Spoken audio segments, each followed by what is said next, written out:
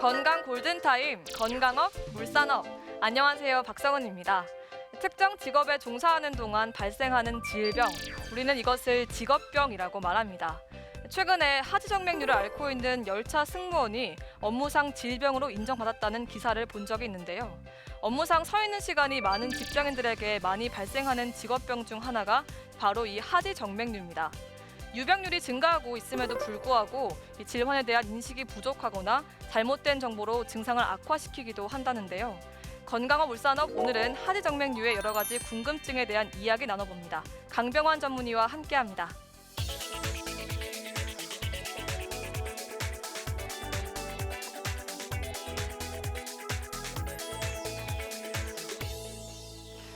네, 선생님, 앞서 말씀드렸듯이 최근 열차 승무원에게 발생한 하지정맥류가 산업재해로 인정됐습니다. 이렇게 오래 서서 일하는 직업군에게서 하지정맥류가 빈번하게 발생하는 이유는 무엇일까요? 네, 이 하지정맥류가 오래 서서 있는 분들이 많이 생깁니다. 그 이유는 오래 서 있다 보면은 다리에 피가 계속 정체가 되는 거거든요. 우리 몸에서 다리에 고여있는 피를 위로 올려 보내주는 게 종아리 근육입니다. 이 종아리 근육이 펌프질을 하면서 피를 위로 올려 보내줘야 되는데, 한 자세로 계속 서 있어야 되는 분들 같은 경우는 이 펌프질이 안 되다 보니까 다리에 계속 피가 고여 있게 되고, 그 고이는 피로 인해서 혈관이 계속 확장을 하게 됩니다. 그 상태가 오래 진행을 하게 되면 하지정맥류로 진행을 할 수가 있는 것이죠. 하지정맥류 환자가 매년 꾸준하게 늘고 있고, 또 환자의 대부분이 중장년층 여성이라고 하는데요. 이렇게 중장년층 여성에게서 하지정맥류가 많이 생기는 원인은 어디에 있을까요? 하지정맥류 환자가 많이 늘어나는 이유는 건강에 대한 관심이 많아져서 그렇다고 볼 수 있을 것 같습니다. 예전에는 별거 아니라고 생각했던 것이 이제는 관심의 대상이 되는 것이고요. 특히나 중장년층의 여성분들이 하지정맥류 발생이 많이 높아지고 있는데, 그 이유는 하지정맥류 생기는 가장 큰 원인 중에 하나가 임신이기 때문입니다. 보통 임신과 출산을 하면서 혈관이 고장이 나기 시작을 하고요. 그 상태가 5년에서 10년 정도 지나면 겉으로 혈관이 보이기 시작을 합니다. 그래서 30대 후반, 40대 정도가 되었을 때 혈관이 보이기 시작을 하기 때문에 그때서야 하지정맥류라고 인식을 하고 병원을 찾아오시기 때문에 그 중장년층 여성분들이 환자가 많은 것 같습니다. 사실 모든 병이 처음부터 문제가 되진 않죠. 다만 방치할 경우 합병증의 위험이 커지는 것뿐인데요. 하지정맥류를 방치했을 때 생기는 합병증엔 어떤 것들이 있을까요? 하지정맥류를 오래 방치를 하게 되면 결국 혈액순환이 안 되는 상태가 오래 진행을 하게 됩니다. 그래서 다리 쪽에서만 본다면 다리에 부종이 생길 수가 있고, 습진이 나타날 수가 있으면서 아주 심한 경우는 피부에 궤양이 생기는 경우들도 있고요. 그리고 좀 심각한 합병증으로 혈관염이나 혈정 같은 것들이 생겨서 좀 위험한 상황이 벌어질 수도 있습니다. 그리고 이 하지정맥류가 계속 있게 되면은 다리에 고여있는 피의 양이 1리터 이상 될 수가 있거든요.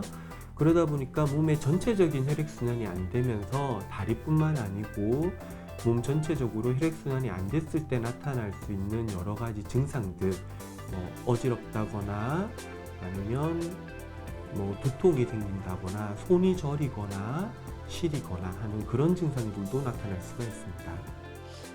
혈액순환에 좋다고 해서 족욕이나 반신욕, 사우나를 즐겨 하시는 분들 많으신데요.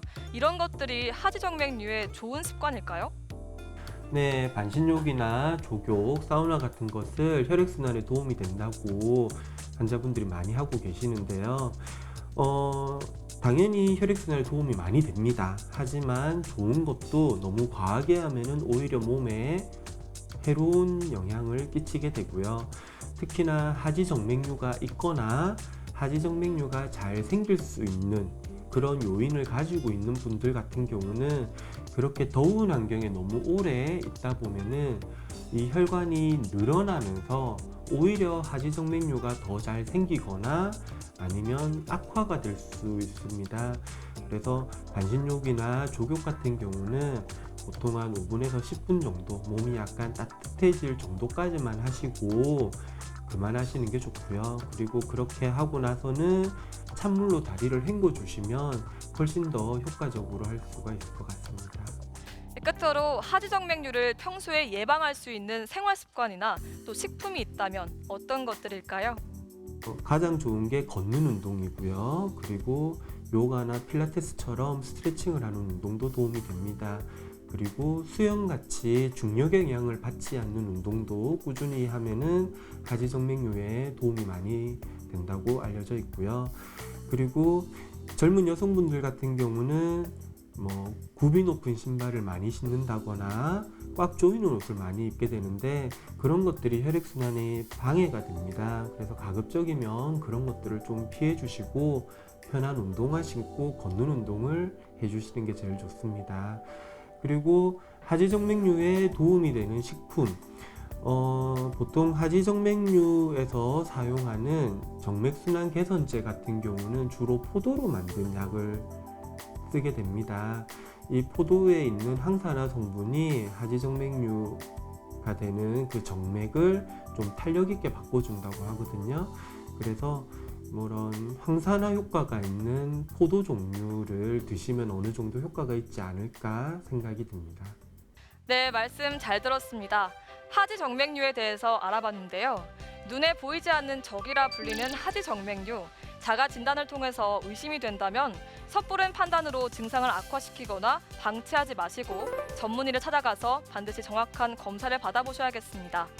또한 평소에 자신의 다리에 관심을 갖고 증상이 하나라도 있다면 평소 다리 건강을 위해 신경 쓰는 것이 좋겠죠? 오늘도 요가 동작 같이 따라해 보시면서 저는 여기서 인사드리겠습니다. 고맙습니다.